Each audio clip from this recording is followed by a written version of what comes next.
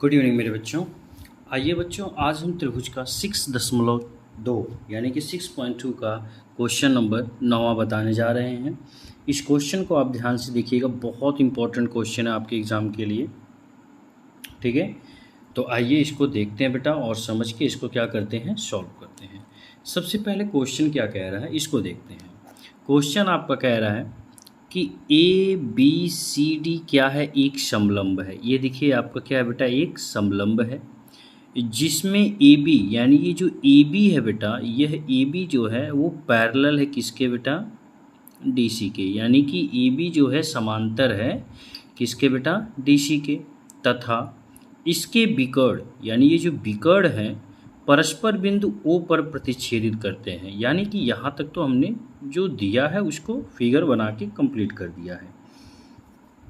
अब कह रहा है कि दर्शाइए, यानी कि आपको सिद्ध करना है बेटा। क्या सिद्ध करना है, ए ओ अपान बी ओ बराबर हो सी ओ अपान डी ओ। ये आपको क्या करना है बेटा, सिद्ध करना है।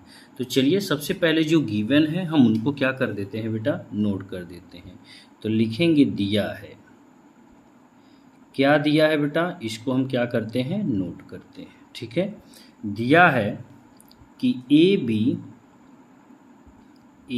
बी सी डी एक समलंब है। जो दिया रहता है उसको बेटा नोट कर लेते हैं। ठीक है, एक ये दिया है और दिया है कि ए बी जो है वह पैरेलल है, किसके पैरेलल है बेटा, किसके समांतर है, सी डी के।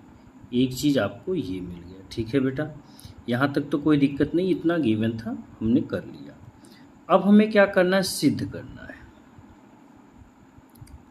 तो लिखोगे सिद्ध करना है।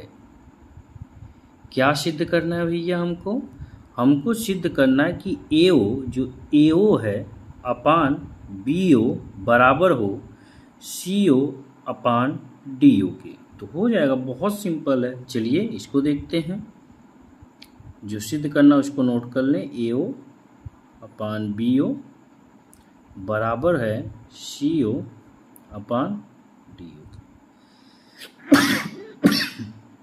ठीक है बेटा, थोड़ी सी खांसी आ रही है इसके लिए सॉरी, बट देखते हैं क्वेश्चन। ठीक है बेटा, अब ये सिद्ध करना है तो हमें क्या करना पड़ेगा, एक रचना करना पड़ेगा। क्या करना पड़ेगा, रचना यानी कि कॉन्स्ट्रक्शन करना पड़ेगा। तो चलिए हम भैया रचना करते हैं। रचना कैसा, ये जो बिंदु ओ है ना, आप देख रहे हो ना, बिंदु ओ से ए बी के समांतर एक रेखा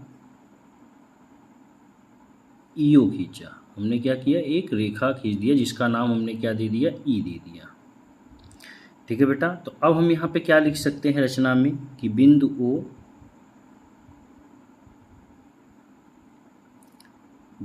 ओ से ए बी के समांतर ई ओ खींचा। चलिए भैया, ये तो हमने कर लिया बेटा रचना से। अब हमें प्रमाण क्या दिया है, उसी के आधार पे हम क्या करेंगे बेटा, क्वेश्चन को सॉल्व करेंगे। दिया है हमारा ए बी समांतर है किसके बेटा, ए बी समांतर है किसके बेटा, ई और ओ के। इसको समीकरण हम क्या कर लेंगे, एक। और यहाँ पे किससे समांतर है, रचना से, क्योंकि अभी हमने बताया ना, देखिए रचना हमने लिख दिया है रचना से। ठीक है बेटा, दूसरा एक और गिवन है, ए बी जो है वह समांतर है सी डी के। इसको हम समीकरण 2 कर लेते हैं और लिखेंगे यहाँ पे दिया है। ठीक बेटा, दो चीज़ें हमारी क्लियर हो गई। अच्छा, अब एक चीज़ आप बताइए, इस समीकरण 1 और 2 से जरा आप बताइएगा, ए बी समांतर है ई ओ के, हमने रचना से किया। ए बी समांतर है सी डी के, तो ये बताइए सी डी के समांतर ई ओ होगा ना बेटा, होगा कि नहीं होगा। तो हम लिखेंगे समीकरण 1 और किससे बेटा, 2 से। ठीक है। तो समीकरण 1 और 2 हमारा देखिए क्या कह रहा है, ठीक है। समीकरण 1 और 2 कह रहा है ए बी ई ओ के है, ए बी सी डी के है। तो जब ये ए बी ई ओ के और ए बी सी डी के, तो बताओ ई ओ समांतर होगा सी डी के ना बेटा, होगा कि नहीं होगा? तो हम लिख सकते हैं ई ओ समांतर है सी डी की। इसको क्या बना लेते हैं, समीकरण नंबर 3 बना लेते हैं, ठीक है। अब ये तो मिल गया कि जो ईओ है वह समांतर है सी डी के और ए बी के, यानी कि यह रेखा ए बी समांतर ईओ समांतर सी डी, ये तो कन्फर्म है। जब ये कन्फर्म, तो हम कौन सा त्रिभुज लें? हम त्रिभुज ले सकते हैं ए बी डी में। किसमें बेटा? तो लिखेंगे यहाँ पे त्रिभुज ए बी डी में। एक बार मैं फिर बता रहा हूँ, देखिए कौन सा त्रिभुज, ए बी डी में, ठीक है बेटा।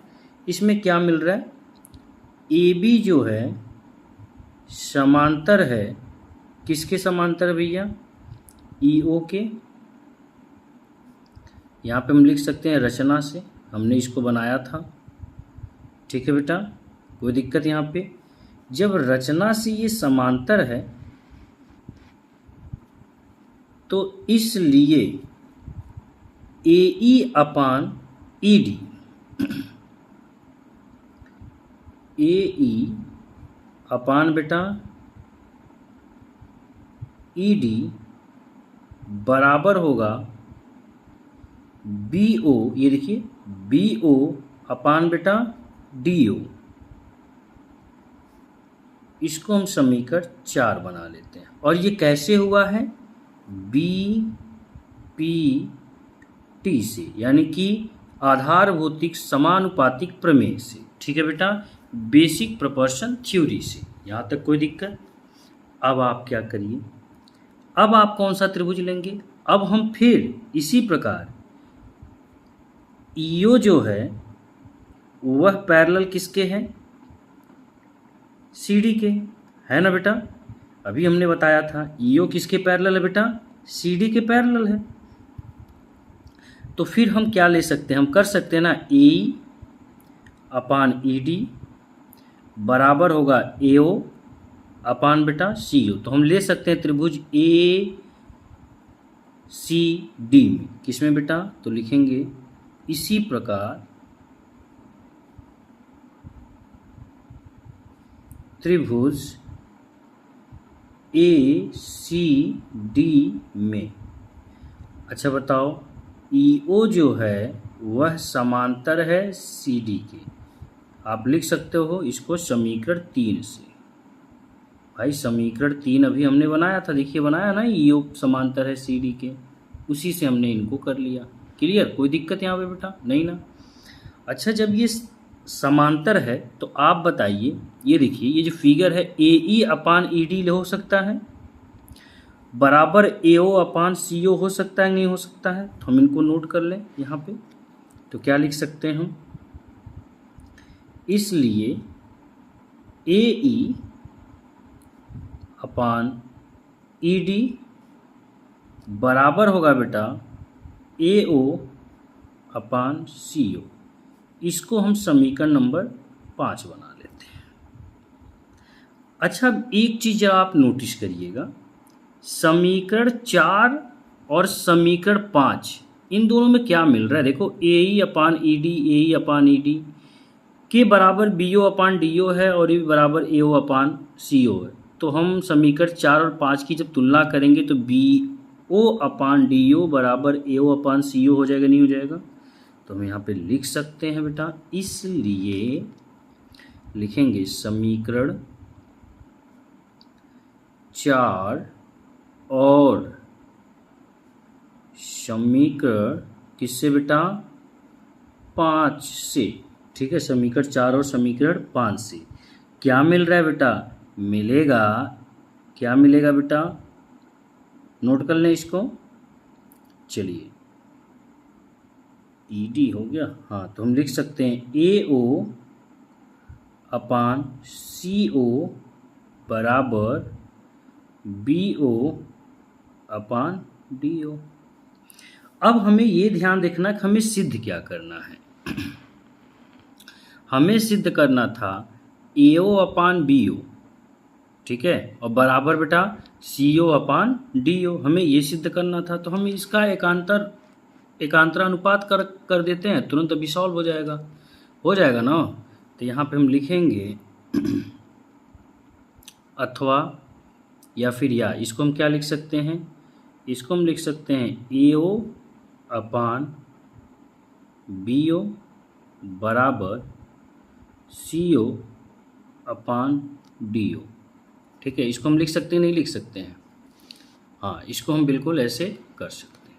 जब हमने ये कर दिया तो हम ब्रैकेट में लिख सकते हैं, यहाँ पे क्या हमने इसमें लगाया है, एकांतरानुपात लगाया है, जिसको क्या कहते हैं, अल्ट्रेंडो लगाने पर, ठीक है, लगाने पर यही हमें क्या करना था बेटा, प्रूव करना था।